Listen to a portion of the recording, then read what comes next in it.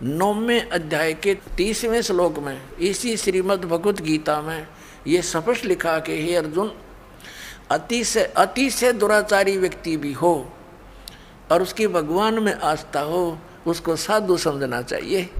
बता, इस नकली का है कोई ज्ञान? ये देखो श्रीमद् भगवत गीता, और ये तो गीता प्रेस गोरखपुर वालों की, और उसने इसकी नकल ला कर अपनी बकवाद गढ़ रखी सारी।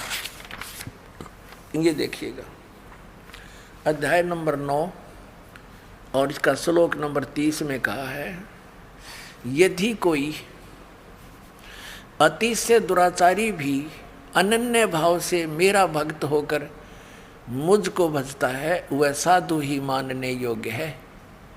अब बता,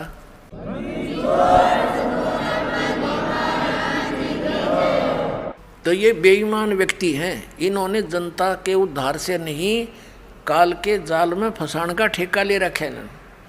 अब सूक्ष्म वेद में कहा है कि कुष्टि हो वह संत बंदगी कीजियो, हो वैसा के विश्वास चरण चित दीजियो। परमात्मा ने कहा है यदि किसी भक्त का कोड भी लाग रहा हो, कितना ही उसको दुख हो कर्म का, और वो भक्ति पर लग गया है, तो उससे हेट ना करना, उससे नफरत ना करना, उसको भी प्यार देना। वो भक्ति कर रहा है, वो भक्त हो गया, और वैसा का विश्वास, भगवान की श्रद्धा हो, भगवान को मानती है, वैसा कहते हैं चरण चित दीजिए। उसकी किस्मत सराइए उस बेटी की। ठीक है, कर्म के आधार से कोई कसाई बना हुआ है, कोई डाकू बन गया, कोई शराबी, कोई कुछ, तो एक जब इस मार्ग पर लग गए हैं विश्वास से, तो बुराई भी छूटेंगी।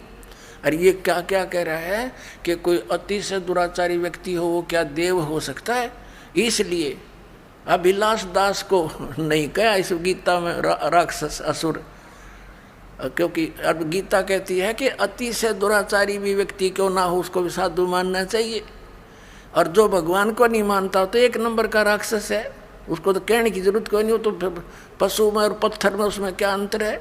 जब इतना जड़मती व्यक्ति है कि भगवान नहीं है, और फिर क्या है, तेरा मेरा सिर है, वो नाश कर दिया। ऐसे नकलियों ने बैठा दिया अध्यात्म मार्ग का, अपनी तरफ अपने हिसाब से उन्होंने कथाएं बना डाली।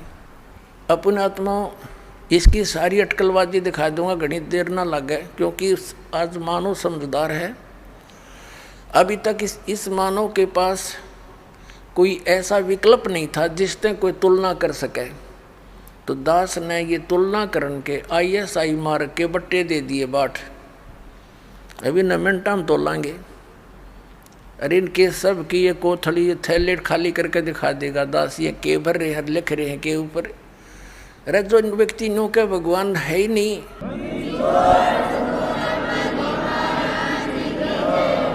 अब परमात्मा कहते हैं ऐसे व्यक्ति परमात्मा के दुश्मन होते हैं, द्रोही हैं। इसने इस गीता सार में कैसी चाल कलाबाजी दिखाई है, दिखाता हूँ आपको। इसने गीता सार बनाया विलास दास जी ने, देखिएगा गीता सार। अब देखो इसकी चतुरता दिखाता हूँ। अध्याय नंबर 8 का इसने सार निकाल लिया, बाकी श्लोक छोड़ दिए। गीता जी अध्याय 8 के श्लोक 1 से 4 छोड़ दिए। ये देखो एक इसने कहाँ से 5 से शुरू कर दिया, 8वें का। अरे वाह, जो व्यक्ति श्री भगवान ने कहा, जब जीव भगवान है तो ये भगवान कितना आ गया। फिर जो व्यक्ति मृत्यु के समय में केवल मेरा ही स्मरण करता हुआ शरीर त्याग कर जाता है, वह मेरे स्वरूप को प्राप्त होता है, इसमें संदेह नहीं। अब इसमें अपने अड़ंगा डाया इसने यहाँ पर। 6 और 7 ले लिया, 6 तक ले लिया और 7 तक ले लिया, ये देखो। और फिर 8वां भी ले लिया इसने। क्या लिया है? हे पार्थ, जो मनुष्य अभ्यास द्वारा मन को योग में लगाकर परम देव पुरुष का निरंतर चिंतन करता रहता है, वह चित्त को अन्यत्र नहीं भटकने देता है, वह उसको प्राप्त करता है। अब बता, इसमें गीता में एक तो गीता ज्ञान दाता खुद कह रहा है 8वें अध्याय के 5 और 7 में तो अपने विषय में, और 8वें के 8 में और 9 में 10 में किसी और के विषय में कह रहा है। आगे देखना, इसने फिर 9 से 13 फिर छोड़ दिए 8वें के। आगे इसने देखा तू पकड़ा जाएगा, बस 8वें में गोल मोड़ कर दिया। इसका यथार्थ अनुवाद नहीं है ये। इसने फिर 9 से 13 फिर छोड़ दिए, जहाँ यू पकड़ा जाना था वो त्याग दिए, आगे ले लिए। अच्छा, ये 9वें में देखो, अध्याय नंबर 9 गीता सार का। इसने क्या किया है, अध्याय 9 के 1 से 20 श्लोक छोड़ दिए। वाह रे देवता, 21 से शुरू कर दिया, ठीक है। और फिर 22 से 27 छोड़ दिए, एक लेके 22 से 27 छोड़ दिए। ये देखो, अब इसने सीधा कित छलांग मारी 28 पे, बस आगे समाप्त कर दिया इसने, इति कर दिया। और इसमें 30, इसमें सारे 29 से फिर एक 28 लेके 29 से 34 छोड़ दिए।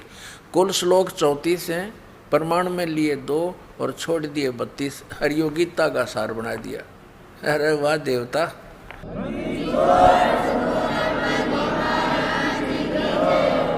श्रीमद् भगवद गीता अध्याय नंबर 15 के अंदर, और बिल्कुल निर्णायक ज्ञान है। इस अज्ञानी व्यक्ति ने, इस धोखेबाज ने, बेईमान ने, परमात्मा के दुश्मन ने, ये देखिएगा क्या कर रखा है। अध्याय नंबर 10 का इसने केवल टोटल कुल 42 श्लोक हैं, 2 प्रमाण में ले लिए, 40 छोड़ दिए। अध्याय 10 का 4 और 5 ले लिए, श्री इति श्री कर दिया, या इति कर दिया। अरे वाह देवता। अब 11वां ले लिया, 11वां में कुल 55 श्लोक हैं, 1 ले लिया, 54 छोड़ दिए। वाह रे देवता। ये 55 ले लिया, बाकी सारे छोड़ दिए। ये बस ये इति कर दिया। ऐसे ही सब में कर रखा है इसने, बाकी कुछ एक बता देता हूँ आपको, ज़्यादा नहीं। अब 15वें में देखो इसकी कलाबाजी। गीता सार है इसका ये, और ये इसमें गीता अध्याय 15 के श्लोक 1 से 4 तथा 7 यो छोड़ दिया, 5 और 6 ले लिए, और 12 से 20 छोड़ दिए, 12 से आगे टोटल छोड़ दिए। ये देखो 15वें अध्याय का इसने 5वें से शुरू कर दिया। आए हाय, अरे तेरा गजब हो। जो माल था, जो असली ज्ञान था, वो तो नाश फेंक दिया, काट के एक लोहे हैं, और इसने ये रख लिया इसमें। तो 1 से लेकर 4 में निर्णायक ज्ञान है। ऊर्ध्व मूलम अधः शाखम, ऊपर को जड़ और नीचे को तीनों गुण रूपी शाखा वाला लटका हुआ उल्टा लटका संसार रूपी वृक्ष है। और जो व्यक्ति इसको सभी पार्ट्स में जानता है, सभी भागों को जानता है, स वेदविद, वो तत्वदर्शी संत है। और ये कबीर पंथी को आवे, कबीर साहब की वाणी से परिचित नहीं। परमेश्वर ने अपनी वाणी में, अमरवाणी में लिखा है, अक्षर पुरुष एक पेड़ है, निरंजन वा की डार, और तीनों देवा शाखा है, ये पात रूप संसार। ये 15वें कहा इसने 1 से 4 छोड़ दिया, और 16-17 छोड़ दिया, जिसमें कति निर्णायक ज्ञान। ये देखिएगा, ये गीता अध्याय 15 गीता सार है ये। अब इसमें इसने केवल 5वां ले लिया, 1 से 4 छोड़ दिए, और छठा ले लिया। ये देखो छठा ले लिया, पृष्ठ 188 पे ये छठा ले लिया। उसके बाद इसने 8वां भी ले लिया, 8वां भी ले लिया, और फिर 9वां ले लिया, 7वां छोड़ दिया, 10वां ले लिया, और 11वां भी ले लिया, 11वां यहाँ ख़त्म कर दिया। बस ठीक है। वाह रे देवता। और चौथा अध्याय के 1 से 16 छोड़ दिए। अरे तेरा गजब भैया। जहाँ निर्णायक ज्ञान था चौथे अध्याय का, सारा निर्णय ज्ञान दे रखा है कि तू यदि हठ योग करेगा तेरा निर्वाह क्यों करोगा। और यो हठ योग बतावे अभिलाष दास जी, ये हठ योग बतावे। हे भगवान, इनको परमात्मा कहते हैं, ये तो परमात्मा के दोषी हैं, अपराधी हैं। और कहते हैं पापी पर बाद ना बैठो, मुख देखे पाप लगे जाका। 9-10 मास गर्भ त्रास दे धिक्कार जन्म उसकी माँ का। अब इस अभिलाष दास जी ने तो ऐसा काम कर दिया चतुरता दिखा के। एक समय एक राजा ने महल बनवाना था, अपने मंत्री की ड्यूटी ला दी, भाई बढ़िया मकान बढ़िया सामान लगवाना अपनी देख रेख में। अब मंत्री जी ने बढ़िया कारीगर खोजा, उसने नींव रख दी, शुरू कर दिया मकान बनाना। फिर कहा कि मंत्री जी अब छत देने के लिए काठ वो लानी पड़ेंगी, कड़ी और सतीर। तो मंत्री जी बोला भाई चल ले आ अपना बढ़िया माल छांट के। वो ले आया कड़ी और सतीर ले आया, एक वुडन बीम। वुडन बीम होता था सतीर, काठ का बहुत मजबूत, और चंदन का सारा, क्योंकि राजा का महल बने। अब वो एकांत स्थान पर अलग रखवा दिया सारा सामान दूसरे मकान में, और जहाँ महल बनाना था वहाँ उसकी कंस्ट्रक्शन शुरू कर दी उस मिस्त्री ने, राज ने। उधर से मंत्री जी ने सोचा कि राजा का काम है, किसी और अच्छे कारीगर ने दिखा लेता हूँ, और इस ऊपर के जो छत के ऊपर दारमदार होता है, और सतीर एक वेरी इम्पोर्टेंट बताया इसका कि सतीर के ऊपर ही सारा कुछ दारमदार होता है, सारा लोड सतीर पर ही आता है। ये उस मिस्त्री ने बता दिया था कि जी बढ़िया सतीर लेना पड़ेगा, क्यों सारा लोड इसी पर आता है। तो मंत्री जी ने सोचा भी राजा का मामला है, कहीं सतीर कमज़ोर और कोई खराब ना आ गया हो, किसी और कारीगर ने दिखा लेता हूँ। वो और अन्य राज बुला लिया, उस राज को यानी मिस्त्री को, लक्कड़ मिस्त्री को दिखा कि भाई देखना ये सतीर ठीक है ना। अब ये बेईमान होता है का नालायक सा, उसने सोचा अपनी प्रभुता बना, नंबर 3 बन जाएंगे फिर तुझे मिलेगा काम राजा का। वो कहने लगा कि मंत्री जी ये तो कति बहुत खराब है, इसको मैं करता हूँ ठीक। कहा भाई कर दे ठीक, जो लेगा पैसे मैं दे दूंगा। वो लिया रंदा ठाके लगा उसने घिसाने, 2-2 इंच तार दिया दोनों तरफ से, चमका दिया कति। अब देखो ही है ना गुणिये में, मंत्री ने भी वो चमकता दिखा क्योंकि अच्छा रंदा लगा दिया। मंत्री जी ने सोचा भाई देख किसी बात बिगड़ जाती, अगर नो का नो रख देते छत पे तो राजा डांट मारा हो मेरे पे। उसने सोची एक मिस्त्री ने और दिखा लो कि फिर भी कसर रहेगी हो। वो एक और बुला लिया, उसे कहा कि देखना राज मिस्त्री जी सतीर ओके है ना। ने बोला जी इसमें तो बहुत त्रुटि है। अक भाई करिए ठीक तू। अका भी ले 2-2 इंच उसने तार दिया दोनों तरफ से, लगा रंदा लगाने। अब शंका होगी मंत्री जी को कि भैया तो बात बिगड़ जाती, देखा दूसरे ने भी इसमें तो त्रुटि काट दी। फिर उसने तीसरा बुला लिया, उसने उसके निरीक्षण 4-5 पे करवा दिया, और सब ने 2-2 इंच तार दिया दोनों तरफ से, चारों तरफ से। वो कड़ी बन गया, कति बैटन उड़न बैटन रह गया वो। अब मंत्री ने सोचा ले भाई तो 4-5 ने निरीक्षण कर लिया, अब तो यू ओके हो गया होगा। अब जब उस मिस्त्री ने चिनाई जो कर रहा था कंस्ट्रक्शन, जब छत लेवल पर पहुंच गई दीवारें, जब उन बेलदारों से कहा कि भाई जाओ सतीर लाओ उठा के, वो भेजे 10 जने, 10, 12, 15 अगला सतीर उठाकर तो इतना भारा था, 2 फुट और 2 फुट बाई 2 फुट का, कम से कम 15-16 फुट 20 फुट लंबा। तो 15-20 वो गए उठाने के लिए बेलदार। वहाँ जाकर देखा उन्हें, मंत्री जी से पूछा जी हमने वो सतीर चाहिए, कारीगर मंगावा है। मंत्री बोला ले जाओ यूरा। अब उन तो 1-2 जने अंदर लिया कंधे पे, बाकी आँव खाली। अब वो कारीगर के पास जाकर वो कहने लगे ले भाई कारीगर सतीर ले। वो देख रहे निकम्यो मैंने तो सतीर मंगाया था, तुम तो कड़ी ले आए। अब साथ मंत्री जी आ गए। मंत्री जी क्या कहता है कि कारीगर तने तो मेरे पर डांट मरवा दी होती, इसमें तो गणिया त्रुटि थी।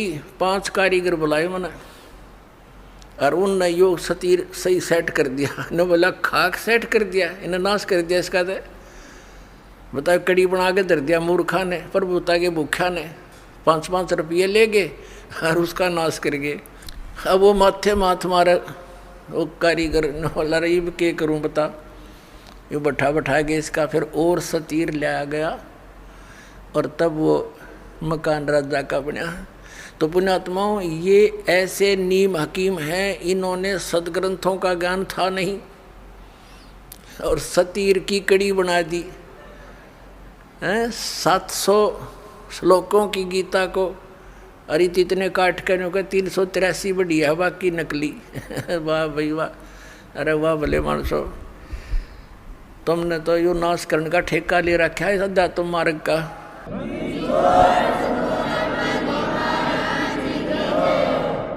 अब ये व्यक्ति, ये पारखी जो संत हैं, ये अभिलाष दास जी से, तो इसके भगत बताते हैं कि इन्होंने बड़ी पुस्तक लिखी हुई है, वेद क्या कहते हैं, एक बहुत बढ़िया पुस्तक है इनकी। वो दास ने पढ़ी इसकी पुस्तक वेद क्या कहते हैं, और ये क्या कहता है कि मैंने वेदों को पढ़ा है, आज भी पढ़ता रहता हूँ। और इससे पूछा कि वेदों में परमात्मा निराकार बताया है, बोला नहीं ऐसा कुछ है ही नहीं उसमें। फिर इससे किसी ने प्रश्न किया कि आप तो कहते हो कि परमात्मा कुछ लाभ हानि नहीं कर सकता, यानी किसी के, इससे कि पूछते हैं जैसे इसका विधान है, ये भी खुद बताता है। इसकी पुस्तक में लिखा है कि प्रारब्ध के कर्म यानी किस्मत में लिखे हुए दुख सुख जीव को भोगने ही पड़ेंगे, इसमें कोई परिवर्तन नहीं हो सकता। हरियों का मैंने वेद भी पढ़े हैं, इन्हें खाक वेद पढ़े।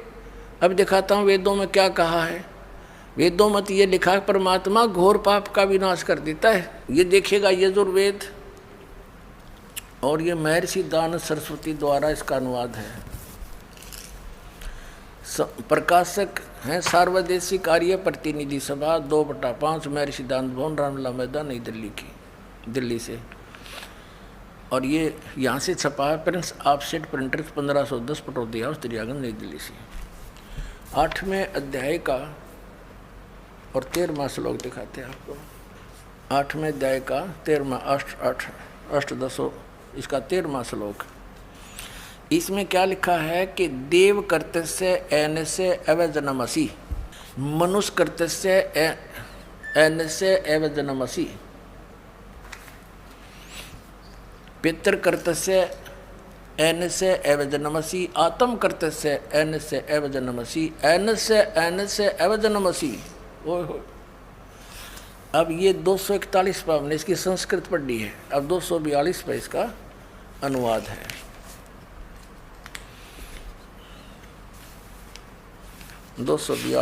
ये इसमें क्या लिखा है कि हे सबके उपकार करने वाले मित्र, आप दान देने वाले के अपराध के विनाश करने वाले हैं। अब पुण्यात्माओं, ये तो सारे के सारे जितने संत महंत आचार्य शंकराचार्य, ये महर्षि, ये संत अभिलाष दास जैसे, तो ऐसा काम कर दिया इनने मेरे साथ में। एक व्यक्ति था, वो किसान था और अकाल गिर गया। उसने सोचा भी खेती में तो काम गुजारा चला नहीं, तो कोई और धंधा कर ले।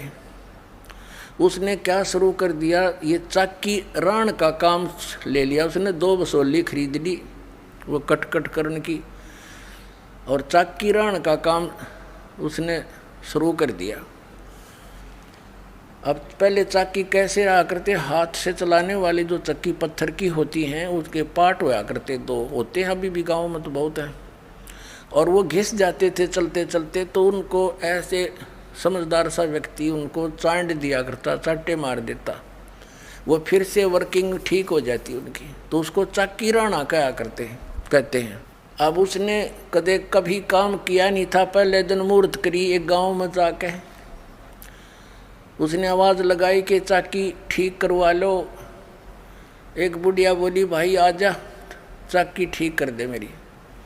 अब ठीक है ताई, बता कौन सी है भैया, देख ले। उसने उतार कर पाट रख लिया। बुढ़िया कहने लगी भाई मैं कुएं तो पानी ले आऊँ जल, कुएं से दूर दूर कुएं हुआ करते गाँव में, और आप इतने या चाकी ठीक कर दो का। अच्छा ताई जा बेच सकते हैं। अब उसने सोच कदे काम करा नहीं था, ने सोची जल्दी जल्दी कर ले। जब पहले आवाज़ में और एक काम मिल गया तो यहाँ कोई आया ही नहीं है बताई, तो उसने माड़ी स्पीड भी पकड़ ली। वो 2-4 मारे गद्दा गद्दे, वो पार्ट टूट गया। उसने सोची भैया तो बात बिगड़ गई, बुढ़िया चौनी दे नहीं, और तू भाग ले अपने सारे औजार उठा के।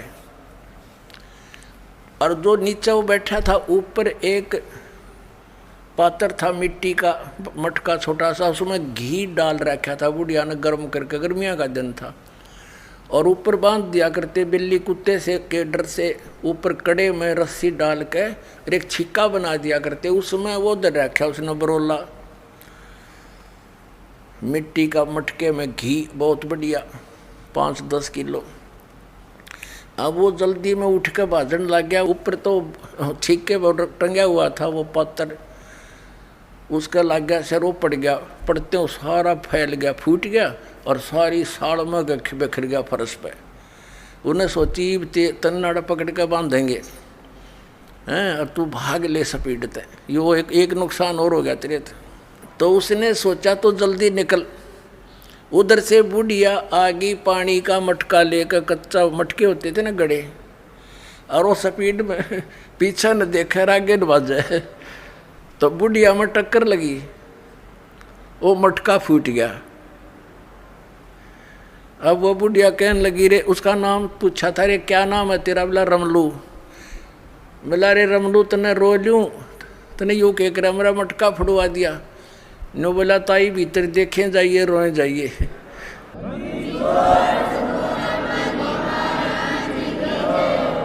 नो बोला ताई भीतर देखें जाइए रोए जाइए, कित रोएगी। तो इन कित रो, एक नहीं सारा किया, इसने नया चाकी रा रखी है, ऐसा नाश कर रखा है। यो महर्षि दयानंद वेदों का विद्वान पाक रहा था, और किस जैसा विद्वान नहीं। इसने भी इस पॉइंट पर क्या कहा है कि परमात्मा निराकार है, और परमात्मा साधक के पाप नाश नहीं करता। बता फिर और परमात्मा क्या करेगा जब हमारे दुख, क्योंकि हमें कोई कष्ट है प्रारब्ध में अपने जीवन में, वो पाप से होता है और सुख पुण्य से होता है। और उस दुख का नाश होगा जब हमारा प्रारब्ध के पाप का नाश हो जाएगा।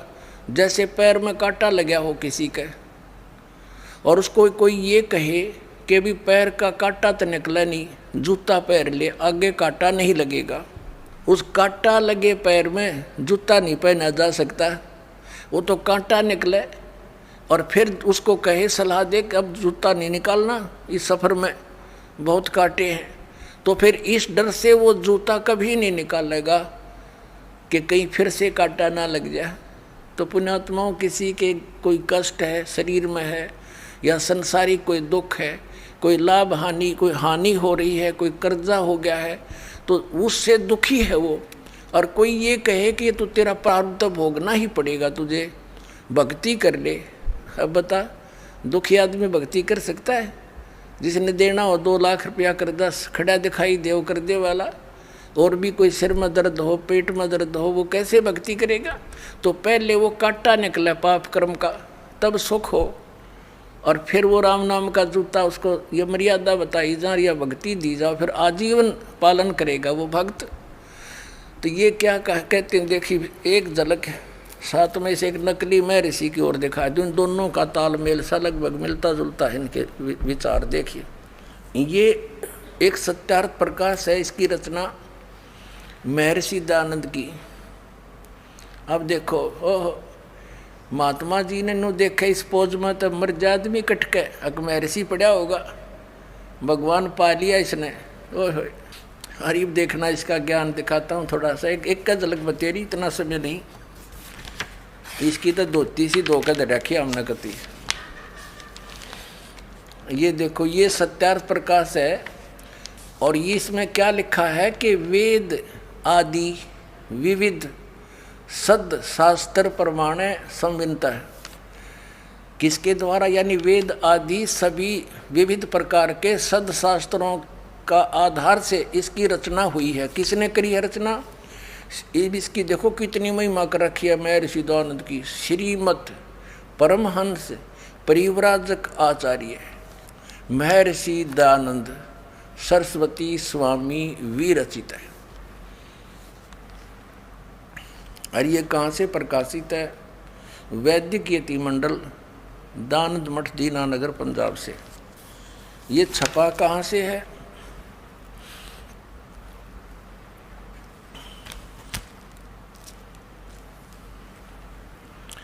मुद्रक है आचार्य प्रिंटिंग प्रेस, दानंद मठ, गोहाना मार्ग, रोहतक से। इसके 7वें समोल्लास में ले चलते हैं आपको। 7वें समोल्लास में इसकी कलाबाजी देखियो। 154 पृष्ठ पर 7वां समोल्लास, 7म समोल्लास। किसी ने पूछा कि प्रश्न ईश्वर साकार है व निराकार? उत्तर महर्षि का निराकार। ठीक है। और यहाँ फिर इसके बिल्कुल 155 पे किसी ने प्रश्न किया, 155 पृष्ठ पे 7वें समोल्लास में प्रश्न, क्या स्तुति आदि करने से ईश्वर अपना नियम छोड़ स्तुति प्रार्थना करने वाले का पाप छुड़ा देगा? यानी स्तुति यानी भक्ति करने वाले भगत के भगवान क्या उनका प्रार्थना करने से पाप छुड़वा देगा? उत्तर महर्षि का नहीं। अब साधक कहता, प्रश्नकर्ता कहता, फिर भक्ति किस लिए करें, स्तुति प्रार्थना फिर किस लिए करें, क्यों करें, क्यों करना? उत्तर महर्षि जी का कि उनके करने का फल अन्य ही है, और फल है। अब प्रश्नकर्ता कहता भी फिर और क्या फल है? जो भगवान पाप तो नाश नहीं कर सकता, फिर और क्या फल है? उत्तर महर्षि जी का कि स्तुति से ईश्वर में प्रीति, उसके गुण कर्म स्वभाव से अपने गुण कर्म स्वभाव का सुधरना, प्रार्थना से निरअभिमानता, उत्साह और सहाय का मिलना, उपासना से परब्रह्म से मेल और उसका साक्षात्कार होना। देख रहे हो, तो यो भांग पिया करता। 154 पृष्ठ पर तो क्या कह रहा है कि भगवान निराकार है, और दूसरे पर न्यू कह है भक्ति उपासना ते पाप ते नाश हो को नहीं, भक्ति साधना ते प्रार्थना स्तुति ते। इससे उपासना से परब्रह्म से मेल हो जाएगा और उसका साक्षात्कार हो जाए, यानी उसको देख सकते हैं। निराकार का खाक देखेगा। बता, एक इस 154 पृष्ठ पर तो निराकार कह रहा है और अब पे 155 पर साकार सिद्ध कर रहा है। और फिर दूसरी थ्योरी इसने क्या बताई है कि परमात्मा अपने उपासक के भगत के पाप नाश नहीं कर सकता। तो प्रश्नकर्ता ने कहा भी फिर और क्या करेगा भगवान, कि इससे और लाभ है। और क्या लाभ है? कि भगवान का दर्शन हो जाएगा। अकल देखो इसकी। अब ये तो वो जैसे किसी ने साबुन विक्रेता का बड़ा बोर्ड ला रखा और कोई उससे पूछता है क्या आप साबुन विक्रेता हैं, बहुत बड़ा प्रसिद्ध, तो क्या साबुन कपड़े के मैल छुड़वा देगा? अब वो उत्तर दे साबुन विक्रेता कि नहीं, कपड़े के मैल तो नहीं छुड़वाएगा। तो प्रश्नकर्ता तो स्वाभाविक कहेगा भी फिर साबुन का प्रयोग किस लिए करें? तो वो उत्तर देव है कि साबुन के प्रयोग से कपड़े का मैल तो नाश नहीं होएगा, लेकिन और लाभ है। वो क्या लाभ है? कि कपड़ा मजबूत हो जाएगा।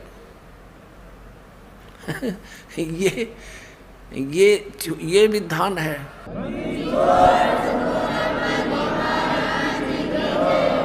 अरे जब साबुन के गुणों में लिखा है कि वो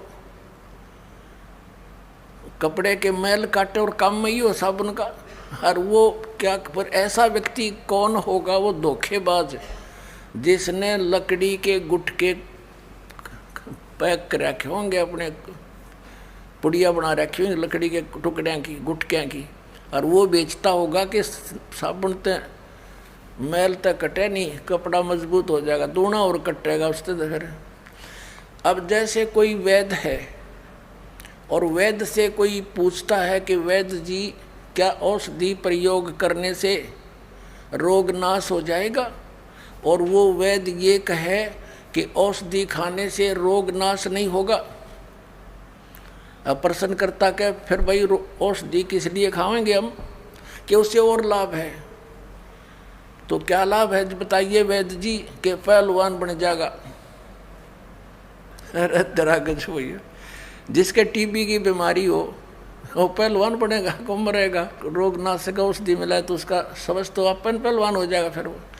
तो कहने का भाव ये है, ये सारे एक थैली के चट्टे बट्टे थे, ज्ञान किसी ने था नहीं, भोली जनता इनके पीछे लगी। न मेरे सिर बड़े साधु संत पहुँचे हुए और नो दिखा दे करके न सोचा भाई कितनी भगवान ते मिल रहे, इन्हें कख भी नहीं पता, अपने सदग्रंथों से परिचित नहीं, इन्हें झूठा ज्ञान ध्यान का लाओ, ये बाद विदा चतुराई।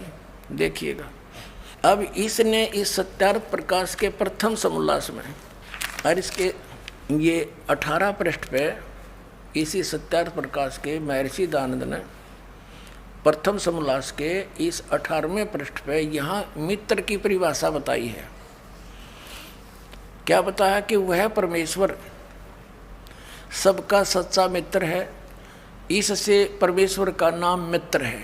ये इसने प्रथम सत्यार्थ प्रकाश के प्रथम समोल्लास में परमात्मा के नामों की व्याख्या कर रखी है कि किन किन नामों से परमात्मा का बोध होना चाहिए। अब ये कंसेप्ट क्लियर हो गया कि महर्षि दयानंद जी परमात्मा के नामों में से एक मित्र शब्द भी जहाँ ये प्रयोग करता है, जहाँ परमात्मा की महिमा है, तो ये सोच ले वो भगवान के विषय में। अब इसने अनुवाद करते समय भी इसका विधान भी अपना सत्यार्थ प्रकाश में ये है कि परमात्मा पाप नाश नहीं करता, पाप छुड़वाता नहीं साधक के। तो यहाँ वेद में यजुर्वेद के 8वें अध्याय के 13वें श्लोक में 6 बार लिख रखा है कि घोर पाप का भी नाश परमात्मा कर देता है। तो इसने सोची तूने सत्यार्थ प्रकाश में तो ऐसे लिख रखा है, अब तेरी बात झूठी ना हो जा, इसने यहाँ मित्र लिख दिया, भगवान ना लिखा, क्योंकि आम भोली भाली जनता ने इतना ज्ञान कहा, वो तूने सोचा ये कोई मित्र के विषय में लिख रखा होगा। जैसे सन 2004 से ये दास समाचार पत्रों में इस महर्षि दयानंद की जानकारी, इसके अज्ञान का समाचार पत्रों में लिख लिख कर लेख लिखा करता था, और ये बताया करता था कि ये महर्षि दयानंद सत्यार्थ प्रकाश तो उसका अनुभव है, वेद भगवान का ज्ञान है, विधान है, तो जो वेदों से नहीं मिलता तो वो ज्ञान गलत है। और इस बात को ये महर्षि दयानंद भी मानता है। तो देखिएगा, महर्षि दयानंद कहते हैं कि परमात्मा पाप नाश नहीं कर सकता, वेद कहते हैं घोर पाप भी नाश कर दे, तो सत्यार्थ प्रकाश ये झूठार्थ प्रकाश है। समाचार पत्रों में लिखना शुरू किया, इसी का परिणाम था ये क्रोथा कांड। तो इन्होंने क्या उत्तर दिया समाचार पत्रों में कि रामपाल झूठा है, इसको संस्कृत आती नहीं, ये महर्षि दयानंद के क्या जाने गूढ़ रहस्यों को उस 8वें अध्याय के 13वें श्लोक में मित्र के बारे में कहा है, भगवान के बारे में नहीं कहा। फिर दास ने ये सत्यार्थ प्रकाश का थैला उल्टा कर दिया, उनका आगे देख युग अंत से इसमें।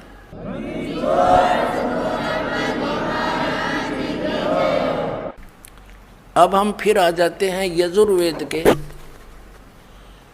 इस महर्षि दयानंद के अनुवाद, महर्षि दयानंद का अनुवाद है यजुर्वेद। अब हम फिर इसमें दिखाते हैं आपको। अब यहाँ पढ़ रहे हैं हम यजुर्वेद के 8वें अध्याय का ये 13वां श्लोक। यहाँ तो संस्कृत है ओनली, और इसका 241 242 में अनुवाद किया है इसने। यहाँ ये अनुवाद करता स्वयं महर्षि दयानंद है। हे सबके उपकार करने वाले मित्र लिख दिया यहाँ पर, यहाँ लिखना था सबके उपकार करने वाले परमेश्वर। और सत्यार्थ प्रकाश में इसने स्पष्ट भी कर दिया कि सबका सच्चा मित्र साथी होने के कारण परमात्मा का नाम मित्र जानना। तो यहाँ मित्र मीन परमात्मा पढ़ेंगे हम। देखिए, हे सबके उपकार करने वाले परमेश्वर, आप दान देने वाले के से माने अपराध के विनाश करने वाले हो, नाश करने वाले हो। एवजनम, हम संस्कृत भी पढ़ देंगे क्योंकि देवनागरी लिपि है। और मनुष्य से साधारण मनुष्यों के किए हुए से माने अपराध, अपराध को चाहे पाप कहो, से माने अपराध, से माने पाप कहो चाहे अपराध कहो, के विनाश करने वाले हो। पिता के किए हुए से माने पाप ही समझो, विरोधाचरण नहीं, पाप के। अवजनम माने अच्छी प्रकार हरने, नाश करने वाले हो। अवजनम माने नाश करने वाले, विनाश करने वाले हो। अपने किए हुए, आत्म कर्तव्य, अपने किए हुए से माने पाप के। अवजनम माने नाश करने वाले हो, दूर करने वाले हो। से अधर्म के, अधर्म यानी घोर पाप के है नाश करने वाले हो। जानता हुआ मैं जो कुछ भी अधर्म आचरण किया करता हूँ वा करूँ हो, अनजान में जो कुछ भी किया करता हूँ वा करूँ, उस सर्वस्व माने सब, से माने पाप के। इसने दड़ंगा डाण तो मतलब था पाप के, अपराध के। एवजन माने नाश करने वाले हो, दूर करने वाले हो। ओए होए, अरे ये नो का हम वेद भी पढ़े हैं, टट्टू वेद पढ़े इतने। जब वेद तो कहते हैं परमात्मा घोर पाप का विनाश कर देते हैं, ये नो के प्रारब्ध में जो लिख दिया वो फाइनल है। ये इनकी मनगढ़ंत कथाएं हैं, ये जनता के जो है ना शत्रु बन करके पृथ्वी पर उतरे हैं। और विशेष कर जो ये कहता है कि भगवान है ही नहीं, फिर अध्यात्म भी कहे, अपने आप को आध्यात्मिक भी कहता है। तेरा गजब वही हो, हे भगवान। अपने आत्माओं थोड़ी सी कलाबाजी इसकी ओर दिखाते हैं। ये जो पारखी संत हैं, ये परमात्मा की उस वाणी को, बीजक को सत्य मानते हैं, ओनली बीजक को। पुण्यात्माओं, जिसने हल्दी की गांठ ले ली और उससे पंसारी का बोर्ड लगा लिया, ये कोई वो एक हल्दी की गांठ से पंसारी नहीं बनता। कबीर परमेश्वर की सर्ववाणी ही मान्य है। कबीर पवित्र, कबीर सागर और कबीर साखियाँ, कबीर शब्दावली, कबीर दोहावली, कबीर साहिब की ये कबीर बीजक, ये सभी परमात्मा का दिया हुआ ज्ञान है। इसमें थोड़ी सी झलक दिखाते हैं आपको। इस कबीर साहिब के बीजक ग्रंथ में सबसे पहली वाणी है, ये देखिएगा, ये है सतगुरु वे नमः। और सतगुरु कबीर विरचित, कबीर बीजक तो कबीर साहब द्वारा रचित है, अनुवाद करता गलत है। ये पारक सिद्धांत इनका, ये पारक सत्यमेव जयते यहाँ लिखना था झूठमेव जयते। हाँ, सत्यमेव जय, सत्यम तो ही जीतेगी। देखिए, ये व्याख्याकार है अभिलाष दास, ये प्रथम भाग है। ये कहाँ से छपा है? वही प्रकाशक है, कबीर पारक संस्थान, संत कबीर मार्ग, प्रीतम नगर, इलाहाबाद। ये मुद्रक है वही, Indian press private limited, Panna Lal road, Allahabad. ये देखिएगा, इसमें क्या लिखा है? बीजक प्रथम रमैणी है बीजक की, ये प्रथम रमैणी है। ये देख, इसमें क्या लिखा है परमात्मा ने कि अंतर ज्योत शब्द एक नारी, हरि ब्रह्मा ताके त्रिपुरारी, ते तिरिये भगलिंग अनंता, तेऊ न जाने आदि और अंता, बाखिर एक विधाता की ना, और 14 ठाहर पाठ सोलीना।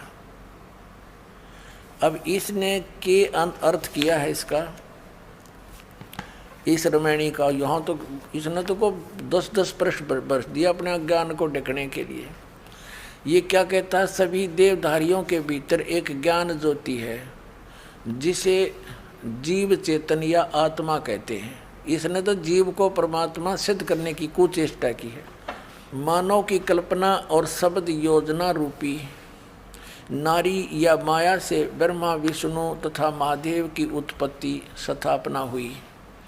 सृष्टि को समझने के लिए ब्रह्मा विष्णु तथा महादेव की कल्पना की गई।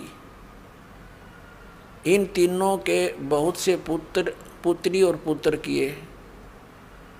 बता, यो डोंका है कि सृष्टि को समझने के लिए ब्रह्मा विष्णु महेश ये काल्पनिक नाम है। अपने आत्माओं इसमें क्या बता है, इसके साथ साथ आपको दिखाते हैं दूसरे कबीरपंथी। यो भी कबीरपंथी को आता है, एक और कबीरपंथी एक बहन ने अनुवाद किया है, उसमें कितना अंतर है। ये है विवेक प्रकाशनी सतगुरु कबीर साहिब कृत बीजक। बीजक इसका टीका किया है टीकाकार साध्वी ज्ञानानंद जी। ये कोई ज्ञान कौर होगी, ज्ञानानंद जी नाम है इसका। और ये कहाँ से छपा है ये देखिएगा, सतगुरु कबीर साहिब कृत बीजक। बीजक टीकाकार ये वही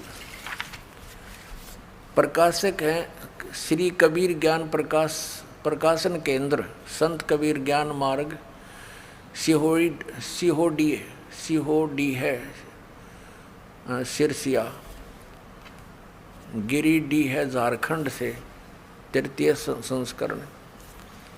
और ये यहाँ से छपी है। अब इसमें क्या किया है इसने, इस बहन ने इस टीका को बहुत अच्छी तरह किया है। देखिए ये बीजक टीका, ये प्रथम रमेणी। इसमें क्या है, अंतर्ज्योत शब्द एक नारी, हरि ब्रह्मा ताके त्रिपुरारी, ते तिरिये बगलिंग अनंता, तेऊ न जाने आदोरंता। अंतर्ज्योति सबके भीतर बसने वाली आत्म ज्योति निअक्षर ब्रह्म पर, यदि यहाँ इन्होंने अनुवाद करे हैं शब्द अर्थ, सबके भीतर आत्म ज्योति के रूप में बसने वाले पार ब्रह्म परमेश्वर से आदि नाद और एक प्रकृति प्रकट हुई। अनादि और प्रकृति के संयोग से सृष्टि के आधारभूत ब्रह्मा विष्णु ब्रह्मा और शंकर सतगुण रजगुण तमगुण उत्पन्न हुए। तत्पश्चात प्रकृति आदि सहित इन त्रिदेवों तीनों गुणों से अनंत श्री क्षत्रिय पुरुष हुए, परंतु वे लोग भी अंतर्ज्योति परमात्मा को आदि अंत को नहीं जान सके। अब वाखरी बाणी, ये इस वाखरी एक विधाता की ना 14 ठाहर पाठ सोलीना, हरिहर वर्मा महंतो नाऊ, तीन पुन तीन बसावल गाऊं।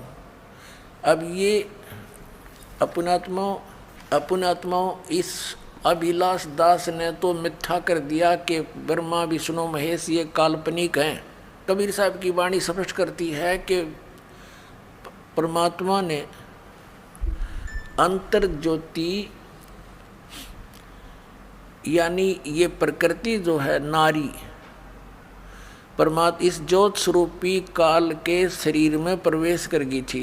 वो परमात्मा ने इसको बाहर निकाला। उसके बाद फिर इन दोनों के संयोग से ज्योत स्वरूपी काल के और प्रकृति के संयोग से ये तीनों ब्रह्मा विष्णु महेश की उत्पत्ति हुई। तो पुण्यात्माओं ये और देखिएगा, आगे दिखाते हैं आपको इसने कैसी अटकलबाजी की है देखना। ये तो अभिलाष दास की है टीका जो आपको दिखाने जा रहा हूँ।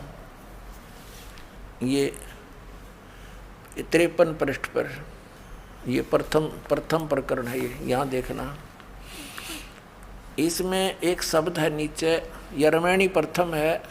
प्रथम आरंभ कौन को भऊ, दूसर प्रगट किन सोठऊ। प्रगटे ब्रह्मा विष्णु शिव शक्ति, प्रथम भक्ति कीन जीव उक्ति। प्रगटे पवन पानी, और ये सारा कुछ लिखा है। फिर क्या बताया है कि जीव शिव सब प्रगटे, वह ठाकुर सब दास, और कबीर और जाने नहीं एक राम नाम की आस। वह बता, ये कबीर साहब का वाणी बीजक में इस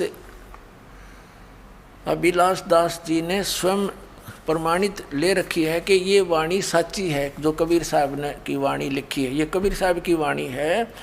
और इसने इसका अनुवाद कैसे किया अड़ंगा, देखो ये चम्मन पृष्ठ पर बीजक, इसने यहाँ अनुवाद किया कि जीव से ही शिव यानी ईश्वर देव आदि की कल्पना प्रकट हुई। ये काल्पनिक मानता है, पीछे से कल्पित पदार्थ ही स्वामी बन बैठे और कल्पना करता जीव उनके दास बन गया। कबीर साहब कहते हैं कि मैं और कुछ नहीं जानता, मुझे केवल उस आत्म स्वरूप की ही आशा भरोसा है जिसका राम नाम है।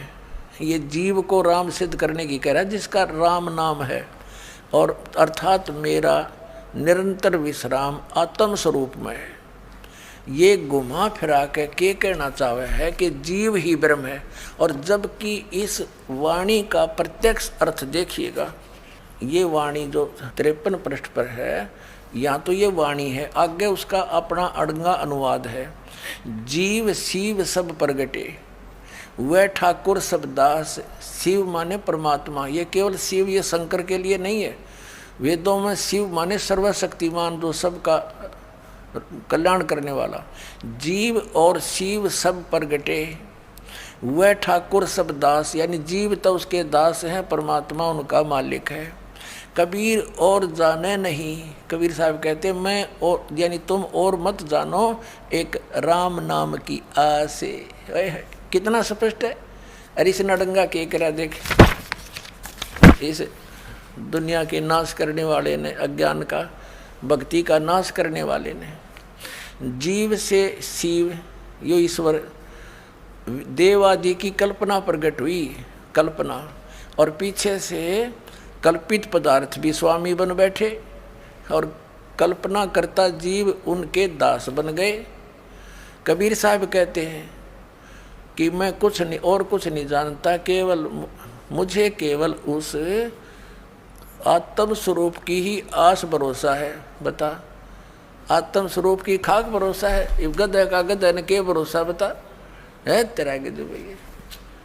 अब देखो इसका दूसरी, इस बहन जी ने कैसे टीका किया है, ये भी कबीर पंथी है, देखना। ये आपको दिखा दिया था, अभी बार बार इनके प्रकाशक दिखा नहीं पाऊंगा ये बाकी। अब इसकी तीसरी रामायणी में ये है, ये इस लड़की, इस बहन के द्वारा अनुवाद है। ये तीसरी, ये चौथी रामायणी नीचे है, ऊपर तीसरी का लास्ट में है, जीव शिव सब प्रगटे वह ठाकुर सब दास, और कबीर और जाने नहीं एक राम नाम की आस। अब इस बहन ने कितना अच्छा अनुवाद किया है। इस तरह जीव और ईश्वर स्वामी हुए और सभी जीव दास हुए। सतगुरु कबीर साहब कहते हैं कि मैं अन्य किसी को आराध्य नहीं मानता, सर्वाधार सर्वाधिष्ठान सबको प्रकट करने वाले राम के भजन की ही आशा करता हूँ। ये बिल्कुल सही अनुवाद है। अरिश नास्तिक ने, इस भक्ति नाशक ने, इसने इसका के अनुवाद कर रखा है कि भाई फिर पढ़ो, ये अंग्रेजी जल्दी सी समझ में ना आओ आपके। अब ये फिर अभिलाष दास वाली पढ़ो आप। ये इसका प्रकाशक है ये, और इसके देखना या तीसरी रामायणी या प्रश्न नंबर 53 पर हमने पहले भी पढ़ी थी, एक बार फिर देख लो। या तीसरी रामायणी के लास्ट में है, जीव शिव सब प्रगटे वह ठाकुर सब दास। इसमें बिल्कुल साफ है, बिल्कुल